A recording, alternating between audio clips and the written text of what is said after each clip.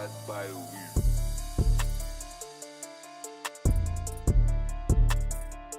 good, baby? How you doing, Bobo? I'm doing wonderful. How are you? I'm doing fucking awesome. Look how fucking yoked I am. Ooh, and the lights are gonna change throughout this episode. Yeah, for some reason our nano leaf is changing. It always changes colors, but for some reason it's like really casting a Big time. bunch of light in here right now. So we're gonna be going from blue to purple to yellow and red throughout the course of the episode. So enjoy that psychedelic experience out there in YouTube land. Ooh, yeah, the people should take stuff beforehand. No, if they want to. Not before for this saying one. anything. Why not for this one? I might get, I don't know how deep I'm going to get right now over some of the challenges that we faced that have led up right to literally just moments before the podcast. The saga has been continually unfolding around our Holly house and the sale of that. Let's not get into it just I'm yet. not going to get into it now. I don't even know how deep I'm going to get into it, but yeah, no, this is going to, I might get really real. Okay. And put it That's all what out on it's the all table about, here. isn't it? Yeah, absolutely. For sure. That's why I'm into it. But it's been a few weeks since we've sat here like this. Yeah. I've missed it. I know. I left kind of on a cliffhanger last time. Mm-hmm. And we've had three really, really busy weeks. Been 3 weeks. We've shot a podcast since we've been here. It's just that we only did one. Mm-hmm. And it was at a studio. And it was with our first guest of the year, Mr. David Kirkpatrick, which is going to be released on Wednesday. I can't wait. You watched it, and you said it's good. It's great. And the clips are great, I was really, really happy with it, and the Yeah. Instagram clips are fucking awesome. Did you watch them yet? I forget. No, you haven't shown me yet. Yeah, you're gonna love them. Yeah. So it's not like that's one thing. The other thing is that the week that we left off, I even mentioned like since then, lots of ups and downs, tons of ups, tons of awesome shit going on. Yeah, for sure. But a couple things that have kind of been thrown our way, including the situation with our Holly home, that have just been really frustrating, continually frustrating. And with all of that, it's been busy as hell. Yeah. And I had a lot to say, or I guess there is a lot to say about that saga. And there was a lot to say even the week that we skipped recording this. It was really a matter of I just didn't know what to say and like how to like put it into a nice, neat little package for the podcast. Sure. And I also think it was because like I didn't really process it all at that point, or I hadn't like had the opportunity to fully process it. And like I also felt like we were still mid You're still story. in it. We were still in it, and I was still kind of like, well, I don't even know like what is gonna come of all of this. So it was kind of really difficult to like, again, aside from just like talking about all the cool restaurants that we went to, there really wasn't much to say about the Super Bowl. And Kill Tony. Our second favorite podcast. After this one. Of course. We just, I didn't know how to like really get into it and like put it in any kind of like neat, meaningful package. Yeah. But now I feel like I got plenty to say about it. And again, even more to say leading right up to about 20 minutes ago. Yeah. So we'll get to that though. For sure. Because the reason that we're actually feeling good and the reason why I actually look so fucking yoked right now is because we just finished Fast Fest yesterday. We just finished our 84-hour fast. Yeah, we were very busy like the past few weeks building up to that. And again, a lot of why we were busy was exactly because of prepping for Fast Fest. And like we made the decision this year to make it a bigger event, actually like get facilitators involved. We had a facilitator for yoga. We had somebody for for sound bath, then for breath work. We made a plan each day for the people that were involved in it to like have an activity. Yep. But it took a lot of planning, a lot of conversations, and organizing. The other Katelyn with two N's. Yeah. Who is like an absolute godsend. She also helped tremendously. Oh, for if sure. it wasn't for her, like this wouldn't have gotten done. No, yeah, because she was. So shout out to Katelyn, the other Katelyn. Two N's. With two N's. I mean, but it turned out kind of exactly like everything we would want, I would think. Yeah. No, it was perfect. It was, overall, we had 60 participants, over 60. And again, this is for people to fast for 84 Yeah, hours. We're asking people to give up food for 84 hours, and we had that many people sign up to do it with us. We're trying to convince people to not eat for a half a week, Yeah. which is really what it amounts to. I had a lot of people ask me why 84 hours, and I said, well, a couple of reasons. Number one is that they say that like after the third day is when you really start to see the benefits. So might as well push past. Yeah, and sleep through the last. Yeah, push past like that 3-day mark so Yeah. that you see some of like the post third day benefits. Secondly, it's like 3.5 days was half a week, which to me like kind of feels like half a marathon. Like it feels like a real marathon would be a full week to fast for. Yeah. 3.5 days feels like meaningful in the sense that it's a half a week. But the real reason, I like that analogy. I like the marathon. The real reason though is because it honestly just makes sense to you're going to stop eating on Wednesday night anyway at a certain point. You probably should stop eating before 10 o'clock on Wednesday anyway. Like, you shouldn't be eating that late anyway. So it adds an extra, like, 12-ish hours to the fast by just, like, starting it at 10 p.m. on Wednesday. Then you don't eat all day Thursday, Friday, Saturday. So 3 full days, wake to sleep, no eating. And then you get to wake up on Sunday and eat. Not immediately right away, but relatively early. So like I just felt like that extra 12 hours was an easy win to like stack in there, and it works with like the break fast, doing it for breakfast as opposed to like for like a dinner or something. Yeah. So there was a few reasons why 84 hours, but I guess what was the point of like what were we trying to say? That we were busy putting all of that together and orchestrating it. Yeah. I mean, and you did, I'm just gonna check the audio. Sorry, go ahead. You're good. Keep going. I mean, we, in the past like year and a half-ish, 2 years, we've done a really good job of like getting out and meeting people and connecting with people and networking. And when it came to a situation like this where we wanted to put on events and we're not breath work facilitators or yoga instructors, we were like, okay, let's call on the people that like we know. And we like reached out to some people, and like out of the woodwork, people were like, "Yeah, I'm available," or "No, I'm not available." I have this person. It was awesome. I would say it was almost easier to find facilitators than it was to find, like, it was easier to find facilitators from our friends than to find people who wanted to not eat. Yeah, I had to like bully a few people into it because like it's hard. We were saying like if we were doing like just a sound bath or just a breath work at our house or just yoga, for example, because those are some of the things that we did. Yeah. Like it'd be really easy to get people because it's a single event, it's a single day or a single like moment. Yeah, so like you only 2 hours of your day. Yeah, like so that's number one. Also, like it's not all that. Of course, it's not like you don't have the challenge and like the commitment of not eating. It's an extended period of time, 3.5 days. So like there's a lot that could happen in 3.5 days, or things you have to go do, traveling, work events. issues. Yeah, like one of our participants, she had a hiccup that happened at work, like while she was fasting, and she wasn't able to complete the 84 hours because of the stress and what was going on. But which she understandable. but she still pushed herself through how much of it? About a half of it, I think. Yeah, so Something like that. that's great. Great, and like it's something Yeah. she wouldn't have done otherwise, and she Exactly. still like got to like a new threshold in terms of like willpower. So all of that is awesome, and like there's so much that goes into it. I have a buddy who's like he's obsessed with his macros, so like he wants gain, so like he doesn't want to like not eat for 3.5 days. So it was interesting because like so many of our closest friends weren't even really involved with it.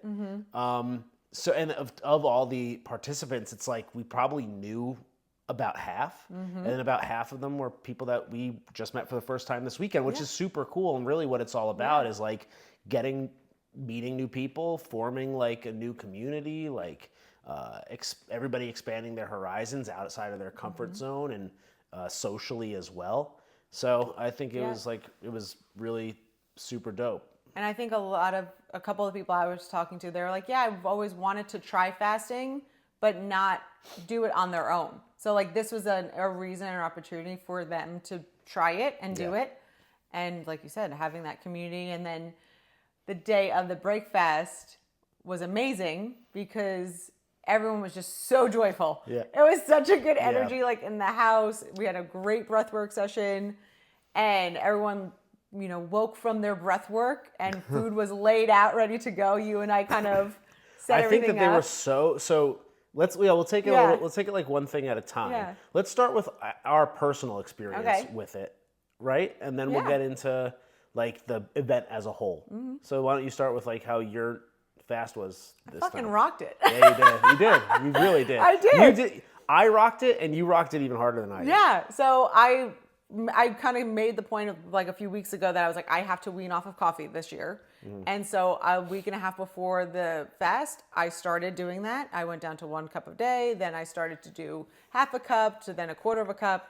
And I mean, I'm at a week now and I haven't had any caffeine whatsoever. And That's awesome. even yesterday morning, you're like, are you going to have coffee? Like when we were Yeah. breaking fast, I was like, no. And you're like, good for you. And I'm like, Yeah. I kind of feel like I just want to see how long I go without it. And so that was super fun. So I think because I was off of that was really easy. And for me, having the events, having something to look forward to, having like the amount of people to like reach out to check in how they were doing, it kept me just going. Yeah. My mind kept going. And then also Thursday and Friday, I was going into work. So that was super helpful. Yeah. And I had like no days of sluggishness. I was totally clear-minded. I was euphoric the game night, like the second night. Yeah. I was so happy and bubbly. That was a word that a lot of people used this year was euphoric. Yes. For the people who it was their first time, they struggled a lot, it Yeah. seems. For the people who have done it before, everybody was like Yes. really crushing it. It was Yeah, great. It was awesome to such see. a good feeling. And then I was just so happy. And then yesterday at the break fast, having everyone at the house, obviously I love to like host and have Yeah. people, and then seeing everyone so happy and so proud of themselves and Yeah. proud of everyone around them, like stimulated me even more. Yeah, Like I so barely, I ate like a couple bites on my plate and then I like went back to like cooking some steak and like doing stuff around the house. But then I was like, oh yeah, like let me eat a little bit more. It wasn't like, oh, I'm ravenous, I need Yeah, to eat. I'd yeah. rather like be engaged and talking with everyone. Yeah. I think I could have done like another couple days. We absolutely I mean, could have. yeah, if it wasn't for the event to like break fast, I would have been like, let's do another day. What was the hardest part for you? I don't know. I didn't have any of that weird pain that I had last year. The hardest, I honestly did not have a hard part. The only thing, you were crushing it the whole time. the only thing I felt on Thursday morning and Friday morning, my mornings are just slower. That's the one thing I noticed. Like I have to wake up, drink my electrolytes, drink my water because I feel like a little bit like cloudy, and then I drink the electrolytes and I'm totally fine. I got great sleep. Yeah.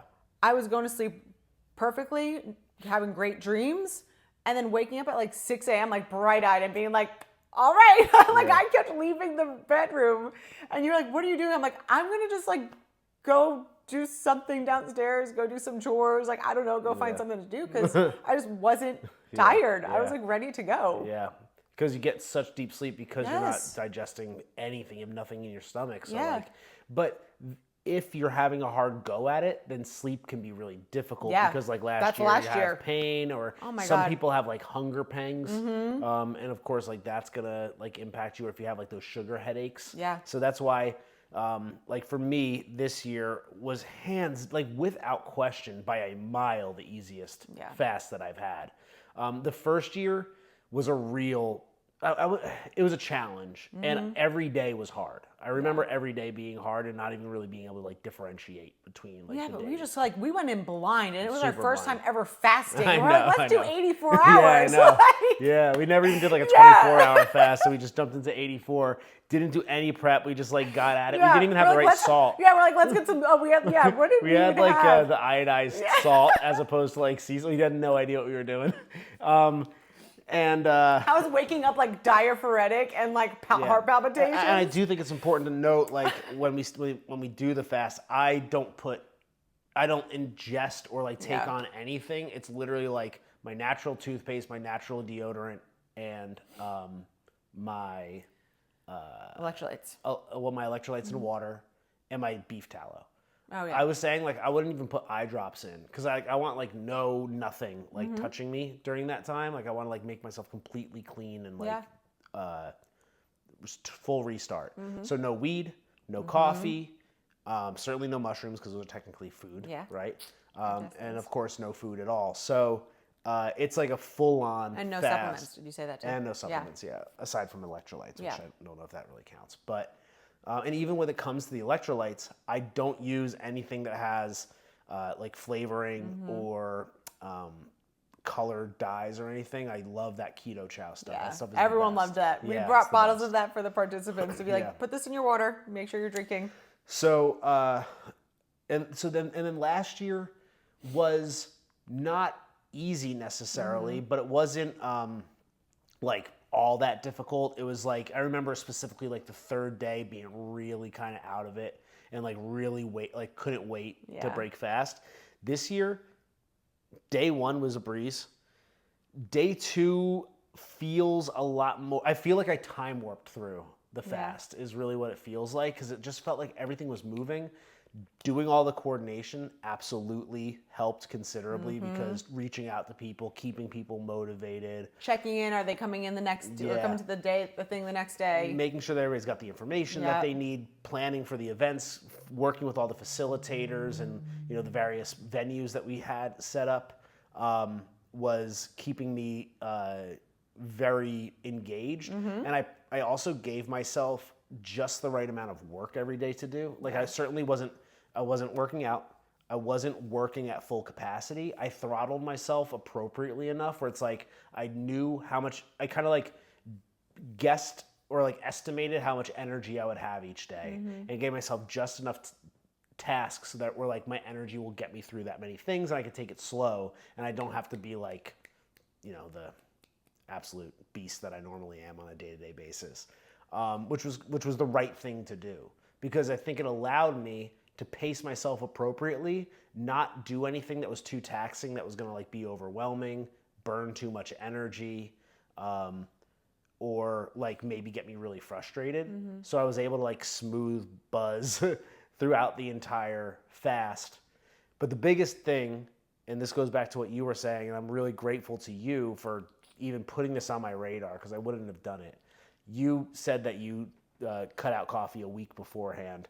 I didn't do it that aggressively, but I weaned off several days ahead of time where I think like Sunday I had 3 coffees, Monday I had 2, Tuesday I had 1, and then Wednesday I had none. And Wednesday I actually had a pretty bad caffeine headache. I was pretty shocked. You were even like tired. I You're was like, I'm tired feeling and not having that sluggish. coffee. Yeah, I couldn't believe it. I was really like I know. kind of blown away that it had that much of an impact on me. And I realized the last 2 times that we did a fast, I cut out coffee day of and didn't do any weaning. And the headache and fogginess and like discomfort that I was feeling that first day was not the fast. That tiredness I was feeling was not the fast. It absolutely was the caffeine. This time I had the caffeine headache the day I was still eating, which was kind of funny. And that Wednesday of cutting out the caffeine was harder than the first day of the fast for me, like without question.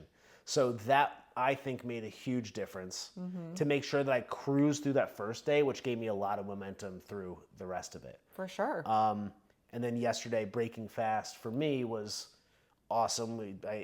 We had so much food here, and it was so many people brought so much delicious food that I wanted to be respectful and make sure that I was normally like if it was just you and I would have steak, I would have meat, or I would have steak, fruit, yogurt. Yeah.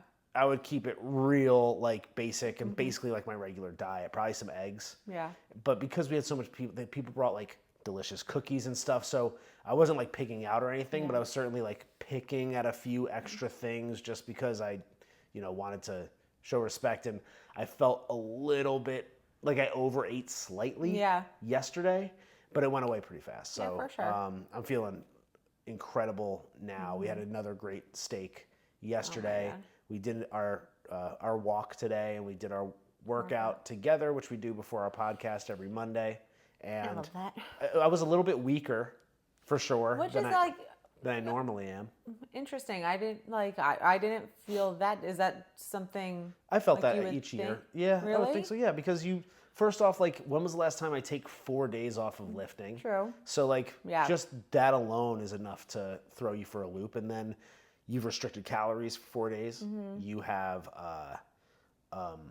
your body obviously like eats a little bit of muscle to some extent. Yeah. For me, it certainly ate a lot of Oh fat. yes. But How much weight did you drop? so I dropped 10 pounds. I went from That's 205 to insane. 195. But you were bulking. But I for like a couple weeks ahead of time, I was definitely, I would say, overeating for like 2 weeks, probably a week and a half leading up to it.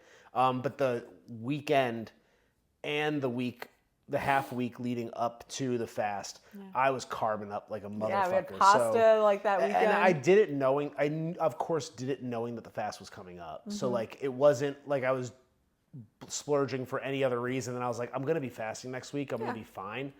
I carved up my Wednesday photo. I'll throw it up, my before and after for sure, here. you have to. My Wednesday photo, I was like chubby, dude. I looked like so bloated in my gut. And like, I'm not even like embarrassed by it because it's not how I like look typically. Like, it was literally like a couple days I looked like that. But like, I also think I got a really awesome massage from our friend Grace. Oh yeah. And that was the most intense massage I've ever had in my life. It was crazy.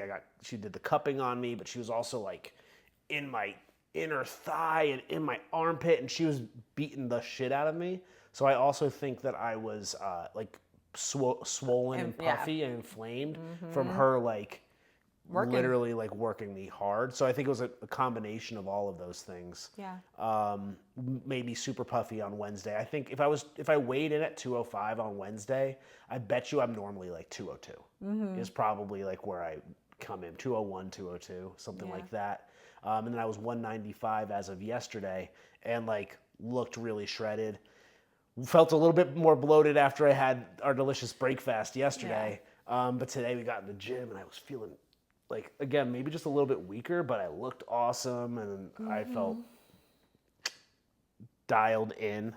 And like I said a few weeks ago, I'm going to keep it dialed in so that when we go to Tulum in about a month, I'm going to be doof, diced. That's waiting for you. Gonna call me the Dice Man. Andrew Dice Clay. Oh, God, please don't. So that was our personal experience. Now we'll talk about the fast event, the Fast Fest itself, which was, again, 60 people. We were doing it to raise money for Mobile Loaves and Fishes. We made over $2,000 for them, which I think is fantastic and awesome. Made sure that we were like promoting them throughout the course of the entire week. And the reason why we, again, wanted to do this in the first place was because we did it alone. A lot of people said, hey, next time you do that, let me know. Or people were like very interested and engaged with it throughout the weekend. So last year we did it a little bit bigger. This year we made it even more like official and getting other people involved.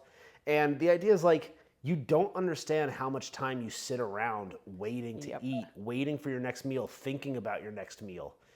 And for most people, I think you especially when you do a fast like this, you realize that you're not even doing it because you're hungry necessarily. You're doing it because it's so ingrained in your routine. It's habit. Wake up, eat breakfast. It's habit, and it's like it's like these almost like anchored moments or anchored milestones throughout your day.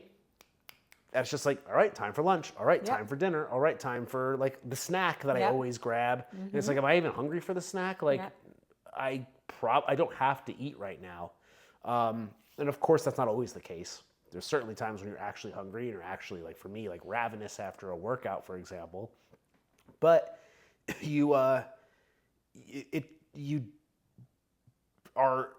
like almost killing time, at least for me, like killing time in my mind thinking about my next meal. For sure. Or like everything I'm doing, I'm always like counting down to like dinner time or something like that. And I'm sure there's probably plenty of people out there listening that don't even realize it, but like that's what they're doing too. And this like helps you recalibrate that. But we also, you realize like, well, how do you keep your mind off of that? We wanted to give people events and things to do to A, kill some time, B, keep your mind off of how hungry you are, or maybe just keep your mind off of, well, I'm bored, let me go grab a snack. the fact that you're not eating. Yeah.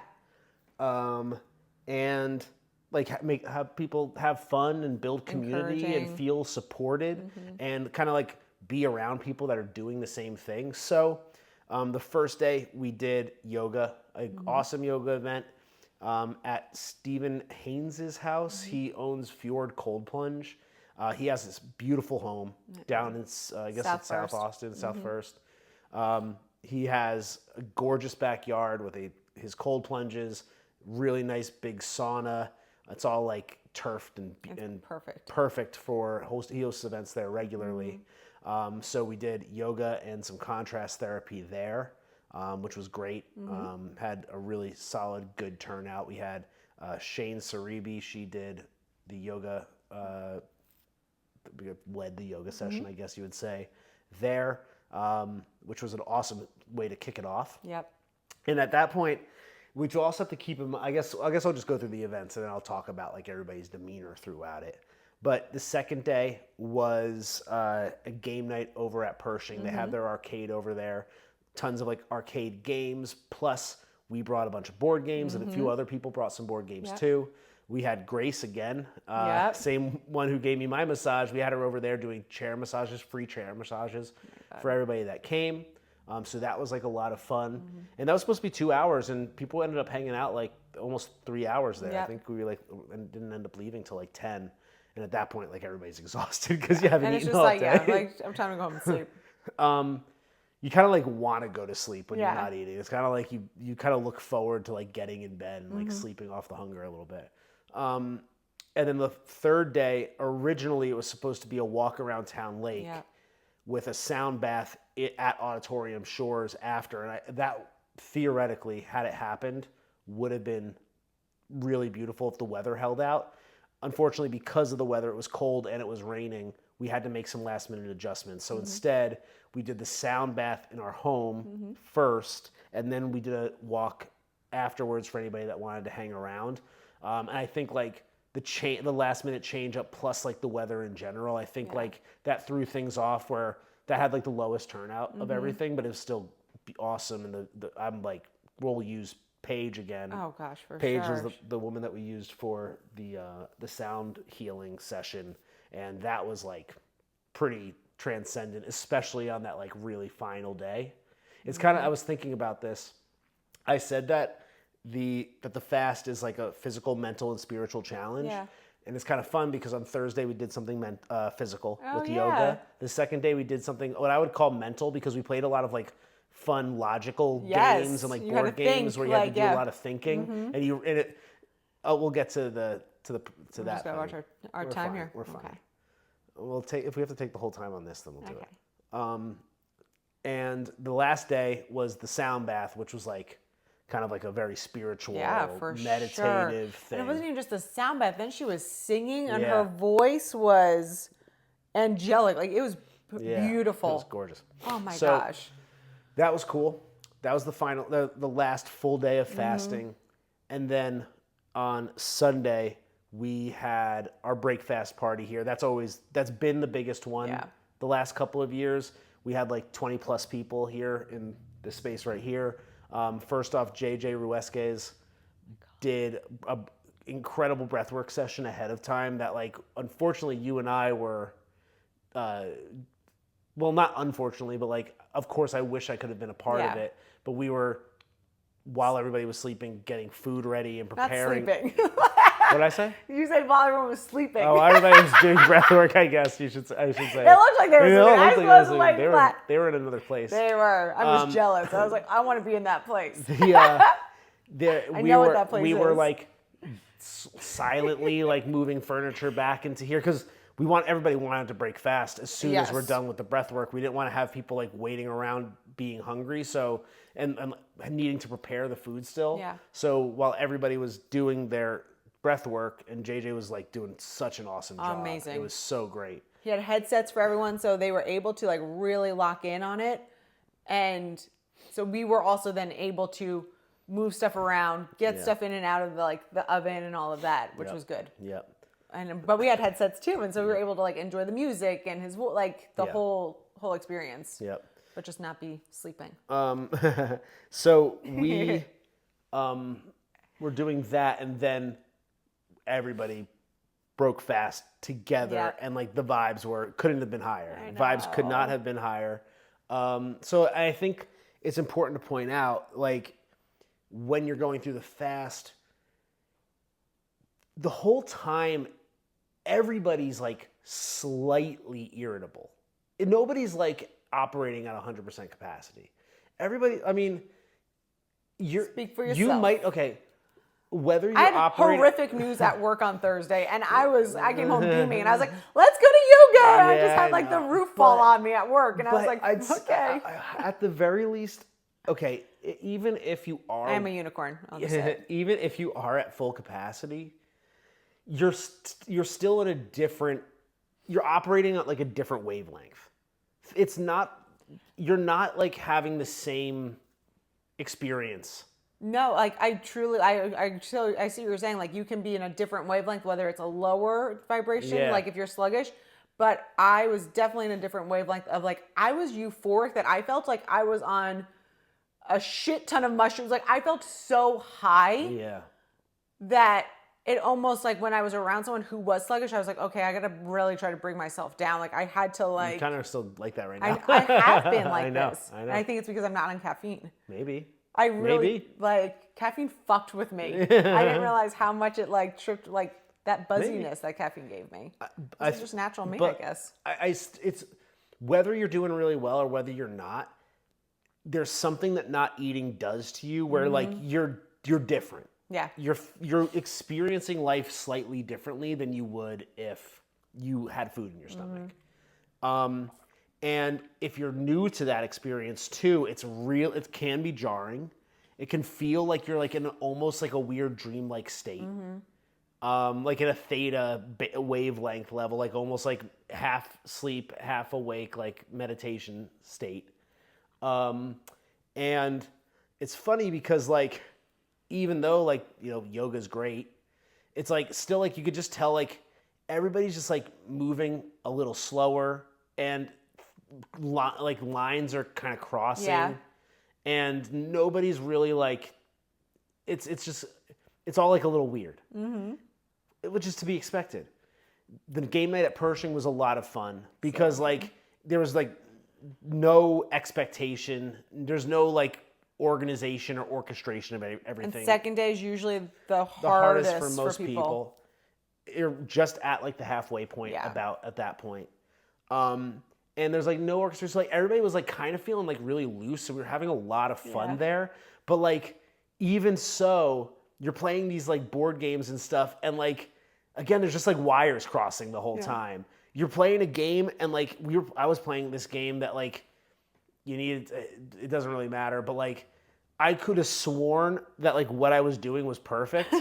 And I just like couldn't have been more like fucking up more. And like I swore that like I was doing everything just right, and like it was 100% like wrong. Well, yeah, and then everyone was playing that group game, and Grace and I were off to the side, and I was chatting with her, and we were like watching y'all like. One person's trying to explain it, the other person's trying to explain to somebody else. Yeah. You're standing there like, wait, what is the thing? And you're like, your brow is so furrowed. You're like, what is happening? We're about to start. Like one person goes to the bathroom, and like we're waiting to start the game. One person goes to the bathroom, and then we're like, I guess we'll start when they come back. And then one person's like, I'll go while they're going. And then both those people go, and then they come back, and then the other person's like, oh wait, maybe I should go to the bathroom. It's just like everybody's just operating like at a lower tier, and it was actually like really funny to the point where eventually again it's like 10 o'clock, and at this point it's like a bunch of like chimpanzees playing board games in a room, like angry chimpanzees. So we're just like, okay, I think it's time to call it. Let's all like head out. Yeah. But it was still like a really fun time, and then like.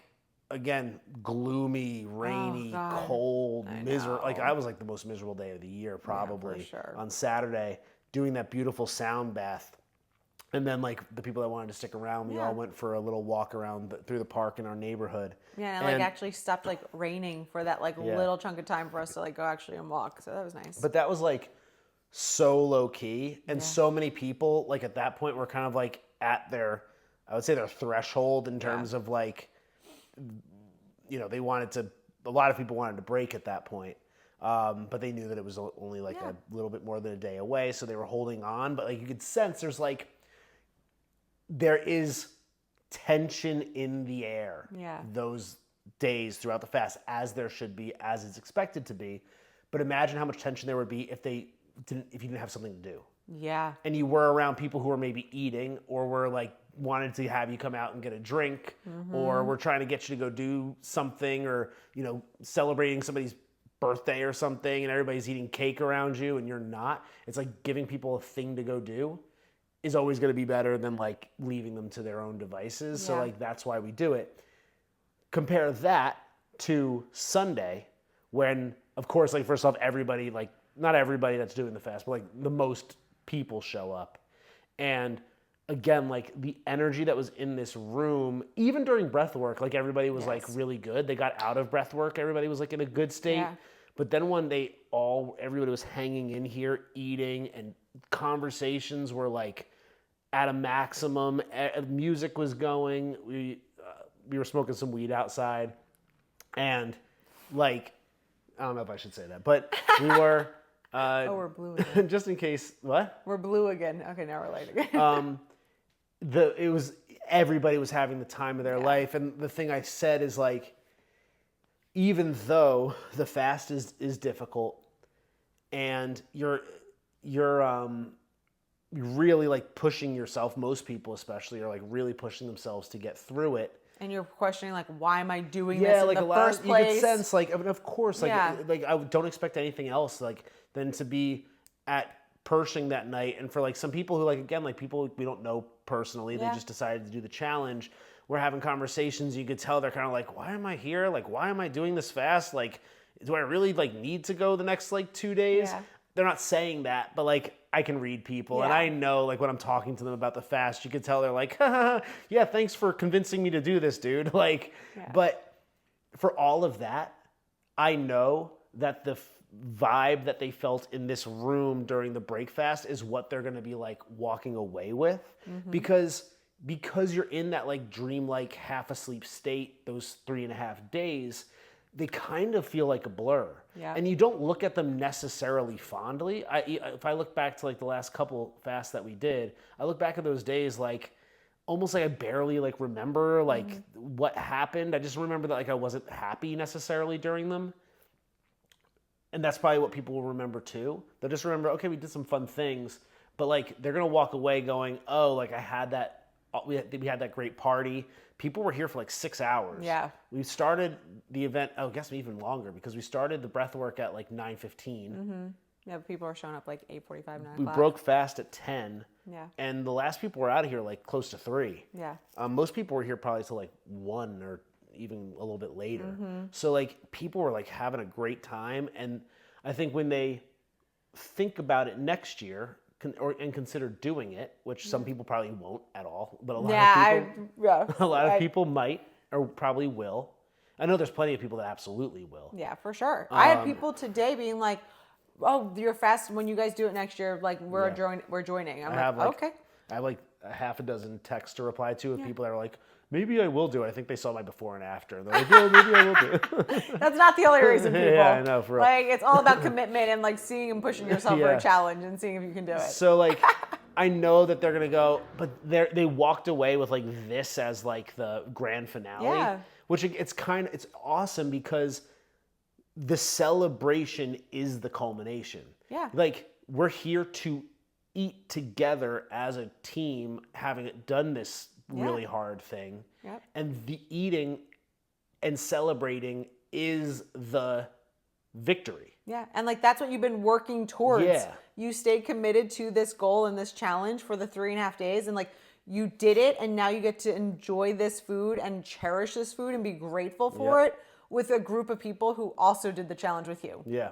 And like there were some people had like their significant others come because they weren't part of the fast, but they were full support, obviously, of their partner. And so, like, they showed up to the events. They were part of it. Yep. So, it was really, I think and what's funny is, like, on a day like yesterday, we could have, like, brought games out or, like, done any number of things. Could have done, like, karaoke or any number of things. But, like, nobody needed that. Everybody was, like, so happy that like everybody was just partying in here. It wasn't even like we had like much music playing. We had like the Flavor Trip guys on YouTube, and like it was just like that's how everybody felt because like you just had like the biggest dopamine hit ever for doing something really fucking hard, and now you're celebrating with the people that you went through it with. The other thing I was gonna say was, and there were some people that did 24 hours. Yeah. There were some people that did like 48 hours. And then there was quite a few people that completed the entire 84. And it's like, yeah, dude, as long as you're pushing yourself, doing something that you wouldn't have done otherwise, challenging yourself in a way that you've never done before, then like that's all we ask. Yeah. Like it's not about doing the whole thing or like it's about like committing to whatever you want to commit to, doing it, having that community, having the support around you, and then getting to celebrate it at the end. So I'm really happy with how it turned out. Thank you to you for all your hard work. You too, honey. Thank you to the other Katelyn for all of her hard work for real, because it was a lot. It was a lot of work. And I just kept like throwing stuff at her. And we have a lot of really good ideas for next year on how to like improve it even further. I know that Garrett wanted to like be a little bit more involved with it. Our pro faster. Because he's done a 40-day fast before. He's done multiple like 30, 35, 40-day fasts. He's truly like an expert in it. And anyone, the amount of times I have heard him tell his stories over the past 2 years with our fast, because it's like the moment you're like, it to everybody. Yeah, but the moment he's like, I've done a 40-day fast, people are like, what the, like they want to know all the details. So what we think we'll do is moving forward, like we'll have him kind of tell his experience and like the benefits of fasting at the beginning, like the first night. Yeah. This way you have a little bit more like understanding of why you're doing this, which I think will help motivate people through. And I do mean the word motivate. Motivate them emotionally through the 3.5 days, because they can always reflect back and be like, oh, Garrett said that, blah, blah, blah, blah, blah. Yeah. So, and then there's a few other ideas that I have, but that's Fast Fest. It was an utter success. Again, 60 participants, a few dozen completions. I don't know the exact number. It's hard to say for sure, but like probably of the 60 participants, I bet you like 45 actually like made an effort to do it. And then probably like, I would guess like 25 people probably like actually completed the whole thing. Maybe as many as 30. That's amazing. Yeah, it's great. It's awesome. Yeah. And again, probably learned a little bit of something about themselves along the way, and got to like have some fun in the meantime. Meet new people. Party here and celebrate at the end, which really was like a lot of fun. And also we got to donate several $1,000s to Mobile Loaves and Fishes and Community First Village, which we're like really happy to have partnered with on that. I know. Or to have benefited on that. Yeah. So that's that. And so for the next event, oh yeah, stay tuned. We are going to be doing 60 Synergy. Yep. And that's for our couples. Yep. But you get to eat. So I was talking to Katelyn today, other Katelyn, about 60 Synergy. Yeah. Which we have time scheduled later this week to like dive into in a little bit more detail. We generally, not just generally, we have really clear understanding of exactly what that looks like, and we have a lot of like an actual like document coming out that will like outline everything that we need to review. But I was thinking like a really good kickoff could be some sort of like couples-based event. Okay. Where you and I, like maybe it's free or maybe we charge people like a moderate amount for couples to come. Do I have something on my nose? No, I'm just and using the Power, Passion, Purpose framework, maybe it's like a workout followed by some other activity that would help build passion and intimacy or something like that. Yeah. And then there's a purpose component where we're helping them like form a vision for their future. So maybe it's like a workout/workshop for couples to come for, let's say, a half a day, work with us. And then that can kind of be like a launch for the 60 Synergy Challenge. So what do you think about that? I like that idea. Yeah. So maybe that's our next event. Stay tuned. Yeah. Well, it's definitely our next event. I guess, yeah, I guess. Like, Yeah. I've already told a lot of people about it yesterday. Well, today. 60 Synergy definitely is like the next initiative, probably. Oh, But I'm okay. talking about this event to launch it, like Okay. in-person event. I think Yeah. would be like really sweet. Okay. So more to come on that. Awesome. I can't wait to. Okay. We'll talk about it. Yeah. That's like a walk and talk conversation. Yeah, for sure it is. All right. So we got 10 minutes left. How the hell am I going to fill this 10 minutes? Because I have an hour's worth of stuff to talk about. Let's stick with the, man, I don't want to just become a guy that talks about panic attacks. No. And you're also not that guy. I know, well, the last 3 episodes here, I've kind of talked about them. But listen, it's the truth. It's the truth. It's the reality. Yeah. I'm not going to go into like the details of like the first panic attacks I had last year. Yeah.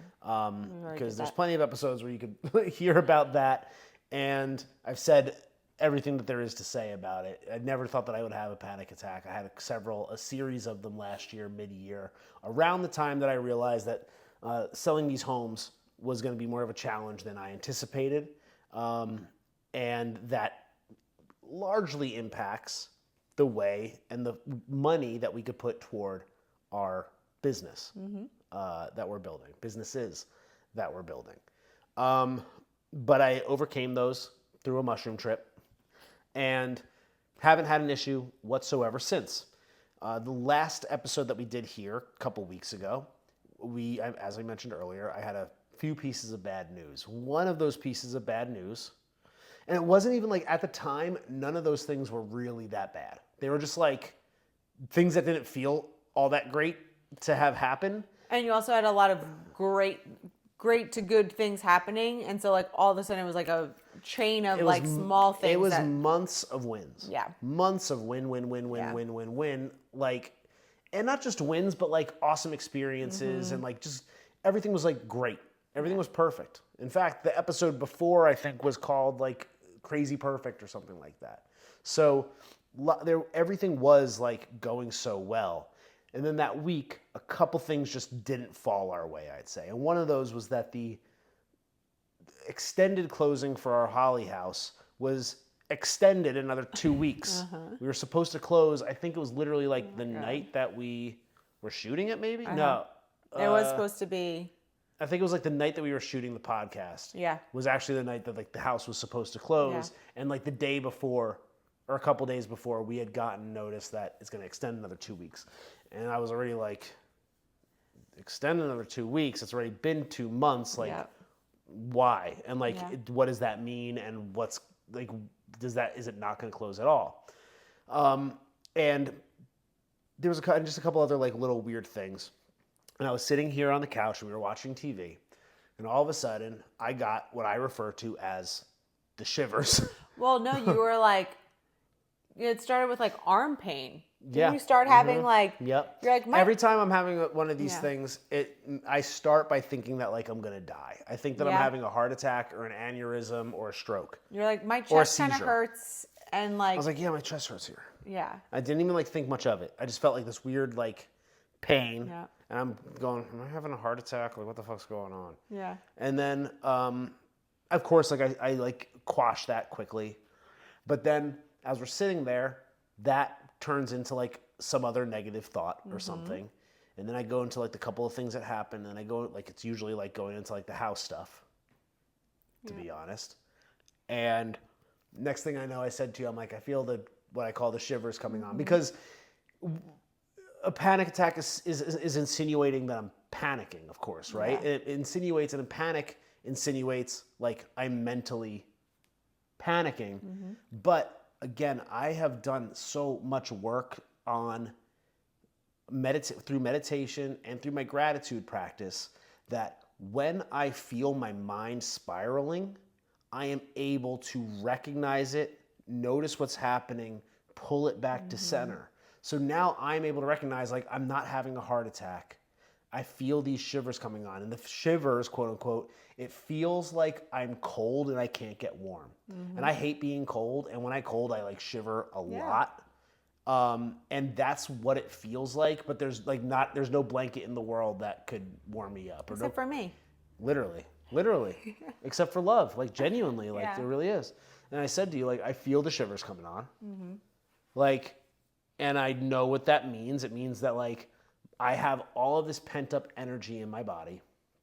Another component of it is like, especially on Friday nights, I do a really good job of cutting work relatively early because we like to spend most Friday nights, if we don't have something planned, we like to spend it together here. We grill and like put something on TV or put music on, and like it's our little like at home romantic date night thing. Chill and just like relax recover night. from the week, get ready for the weekend because it's filled with stuff like and I'm good at like turning work off. But I remember that particular night, I was like working, I purposely like stacked a little bit more work through the evening.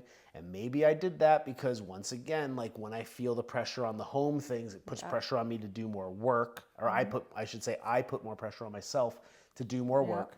So I let that happen. I allowed myself to add more work to my plate. So, and I was like going. And I still had like good energy because like not only good energy physically, like from like a capacity standpoint, but like I still was feeling like really good about most things. And it's not like at that point, at least the Holly House was like totally, that deal was like totally done. And I should mention it still isn't. no. But I worked myself and had all this energy. I just wanted to get more done. And I kind of flipped the switch on that really easily. Didn't really like mentally and emotionally and energetically like flip my switch. But I like came downstairs and sat down here on the couch and was like hanging out with you. Yeah. But my mind is still like in work mode. And my body is still like get shit done mode. And I'm over here with all this like built up like tension, I guess, for lack of a better word, because it's not getting let out. So where is it going? It's going to my brain, and it's making me think and think and think.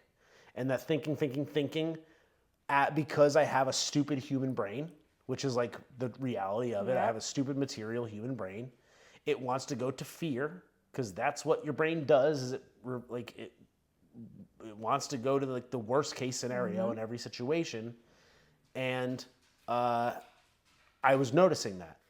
So yeah, like it was, of course, like it wants to go to the worst case scenario. I recognized that was happening. I also noticed I had all this physical energy that was wanting to come out, and now I'm like suppressing like the mental side of things, and it's coming out in my body, and I'm focusing on my breathing. I'm being present. I'm recognizing that there's a lot to be grateful for. I'm recognizing that I'm right here by you, and you're showing me love, and basically just by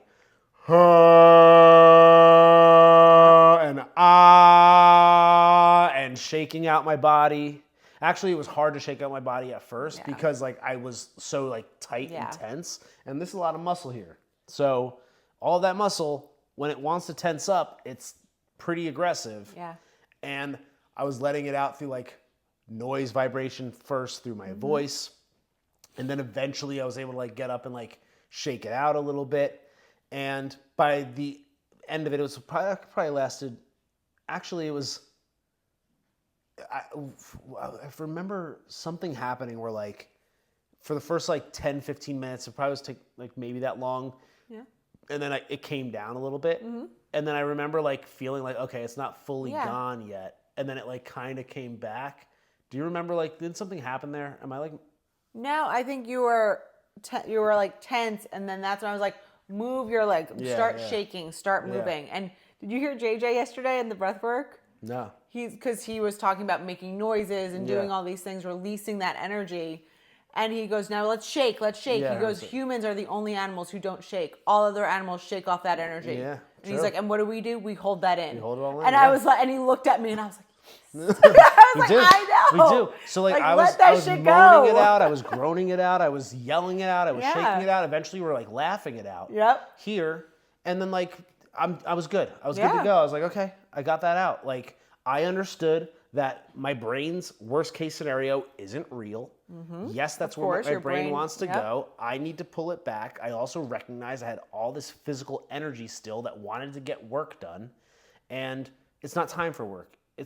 I could go do work, but like that's the time for us to be together. And if I was also going to go do work when that will get done tomorrow.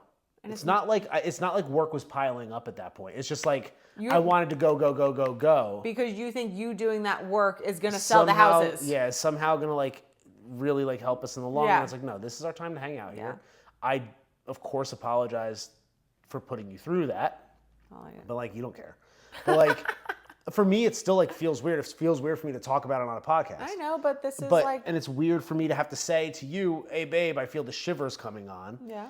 And it's also weird for that to happen, for me to be shaking it out and moaning and groaning, and then 20 minutes later we're laughing, watching like whatever the fuck we're watching on TV, and everything's back to normal. When a half a year ago, if that same thing happened, I would have thought that I was literally like about to go to the hospital. Right, but So now it's you have weird. learned to like what it is, you recognize Yeah, I it know. and you process it. And I was saying to you this after that was all going down, how important it is that you are able to do that. And hopefully people can kind of take away of like recognizing when those emotions are starting, when that mind wants to start spiraling and send you into the negative.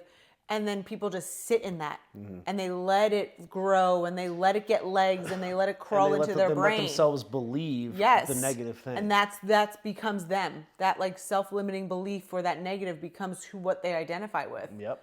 And they never get past it. And then they're always in that fear base. They're always in that panic mode where if like you can quiet that mind, recognize like, no, this is just some little thing back here that wants to mess with me. Yeah. Like you got to process it, and you do. And so like that's great. So, and I don't feel bad about it, and I Yeah. don't feel embarrassed about it either. Yeah. But it is weird because if I hear somebody talking about like panic attacks, let's say like on a podcast, for example, I would think that they're trying to like do some sort of like victimhood, victim mentality kind of thing, or like woe is me, or like feel bad for me. I'm not saying that at all. Yeah. So like, why are you saying it then? I'm saying it because, and I think like what I wanted to get into was like goes into more detail in this regard, but I am this whole thing, even the podcast itself, Genius at Work. This is all a big experiment. Yeah. Like I left my career with a dream and a goal.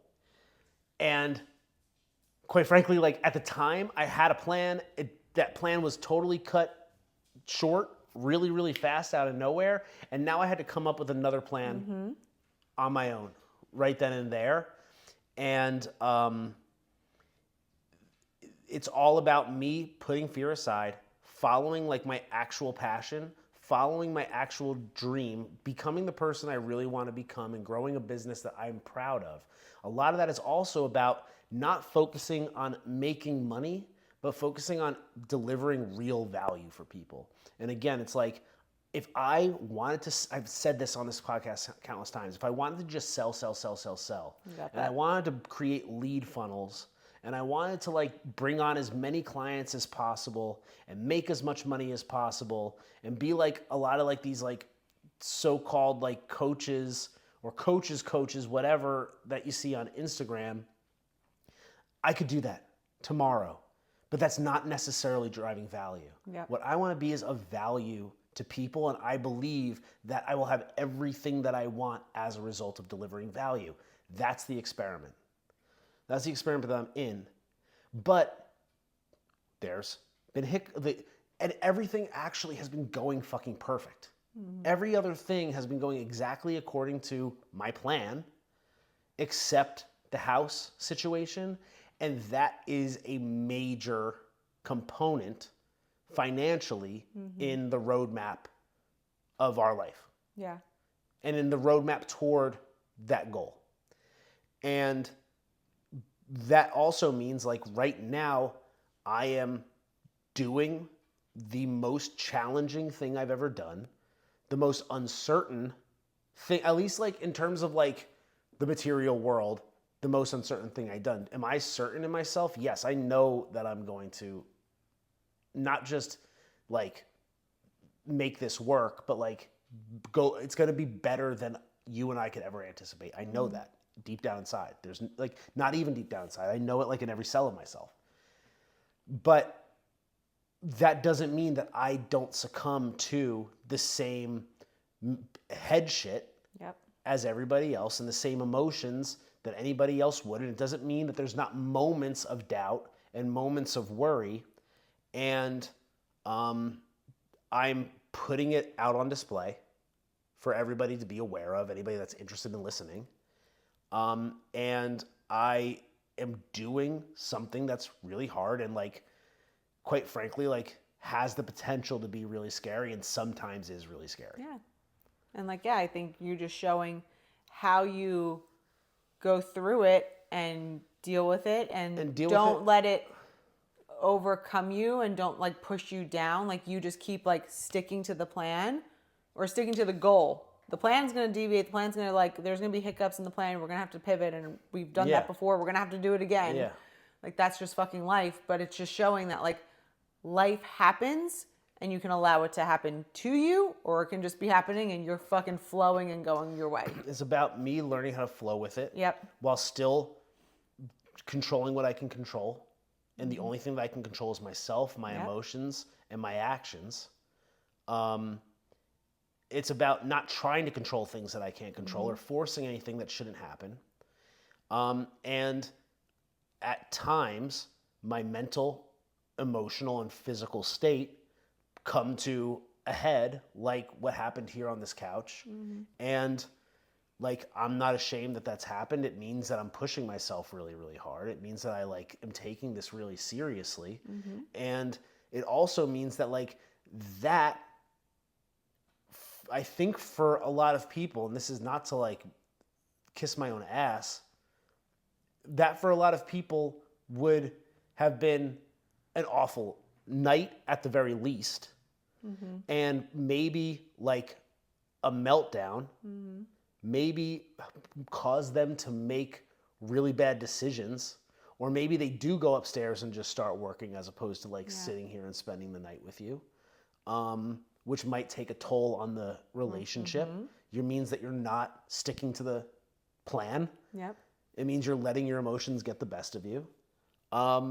When in reality, it's just a matter of understanding like what is actually happening here. The shit that you're telling yourself in your head is not actually happening. What's happening is I'm sitting on the couch with you. I have all this pent up energy. My mind is starting to race and my being doesn't know how to put all of those things together. So I was able to stop my mind, focus on my body, express that energy in a meaningful way, and then go back to just normal night on the couch 20 minutes later. And I'm not saying that like I'm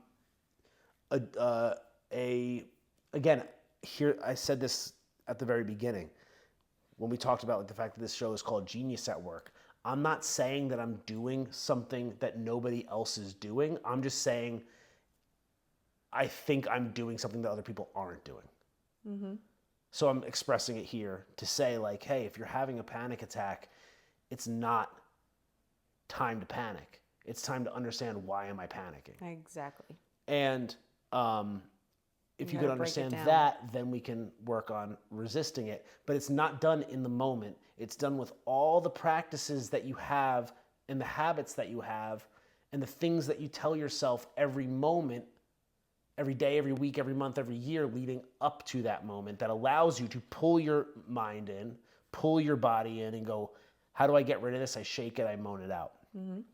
We're a little bit over, but I'm going to talk about then the next, I guess it was maybe another week and a half later, 2 weeks later, right? It happened again. I had another one here on the couch, or actually I didn't. I actually didn't have another one. I transmuted it before it could become one. We were laying right here on this couch. I was down, you were on top of me, and I was snuggling you. And once again, because I recognized the pattern the first time, the same pattern. It's funny the delay on here. I know, keep I know. sketching because I'm like, my body's doing something else on there. Because I recognized the pattern the first time, which again, I've said this before. I said the same thing about like when I gained weight. I realized I stopped squatting first, so I never let that happen again. This time I was laying here and I felt my mind go in that same place. Not only did I feel my thoughts go in that place, but I felt my vibration energetically go to that place. I know what that feels like now. Yeah. It's like there's a demon that's like whispering to me from another dimension, which I think that's actually what's fucking happening. There's a demon whispering to me from another dimension going, be afraid about this right now. Yeah. And it literally like you could feel it like shoot through your spine. Yeah. I feel that. It's your ego coming in to tell you. I don't know what it is, but like it's something. I'm sitting here.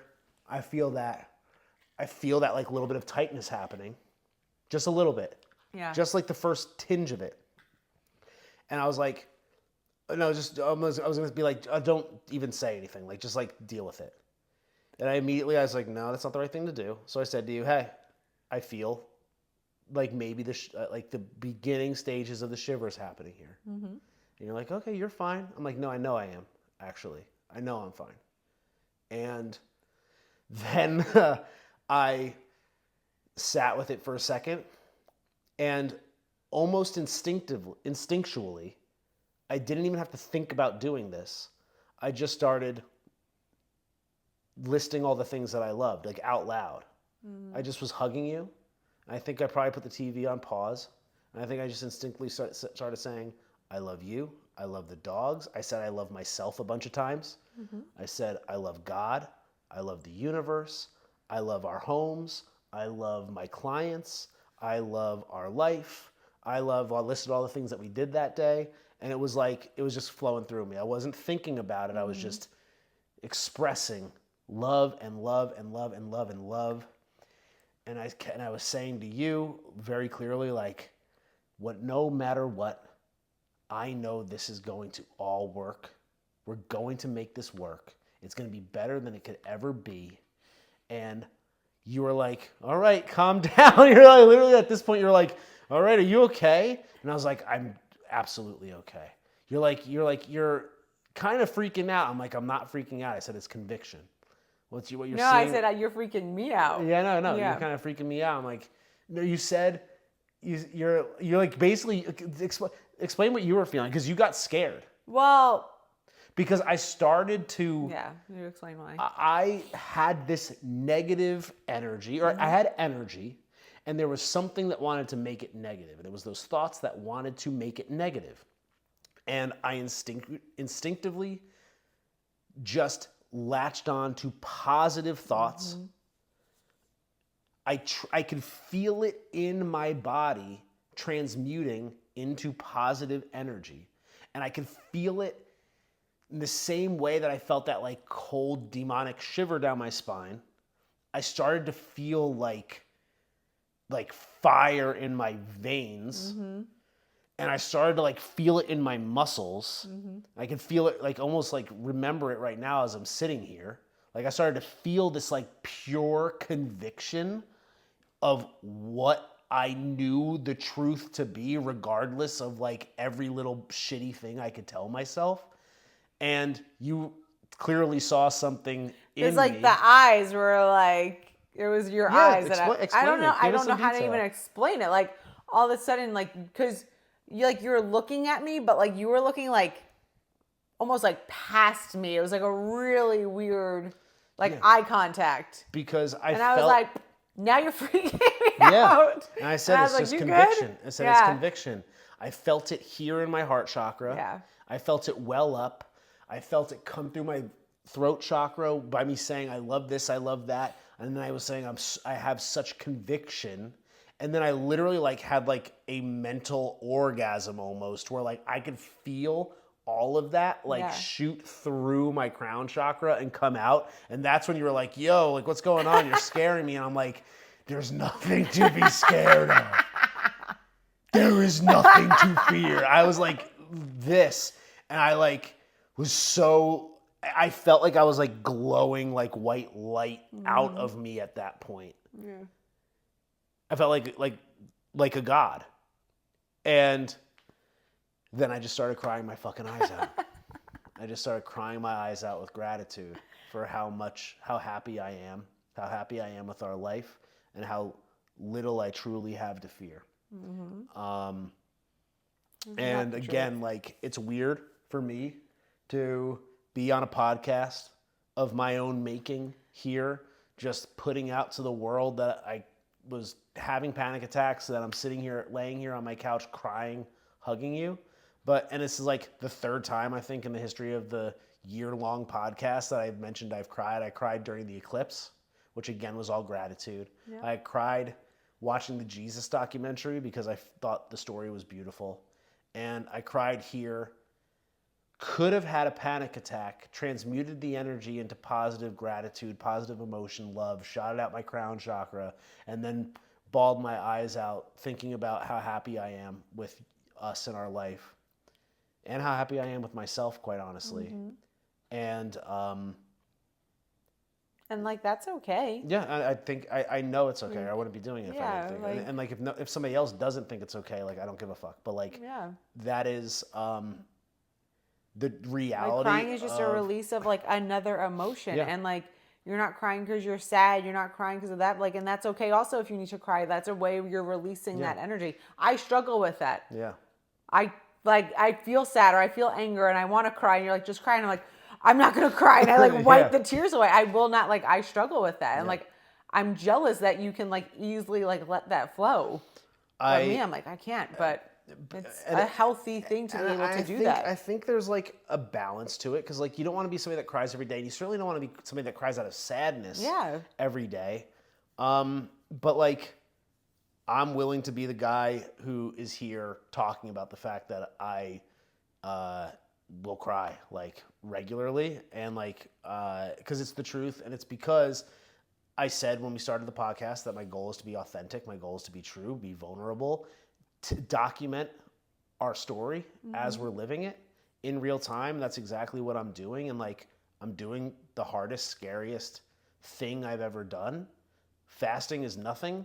For 84 hours is literally nothing compared to like the jump and the leap of faith that you and I have both made over the last couple. Like, I'm the one doing a lot of the work, but like, it's us together have made this decision, have made this leap of faith, and with that comes hardship. With that comes fear from time to time, and it's a matter of like how you deal with it. How you deal with your emotions, and hiding those emotions are only going to lead to, like, hiding negative emotions will impact you physically in one way or another, and they're going to impact your actions 100%. In one way or another. So learning how to release those stuck emotions, or like those moving emotions, is really important. So that's me just, I guess,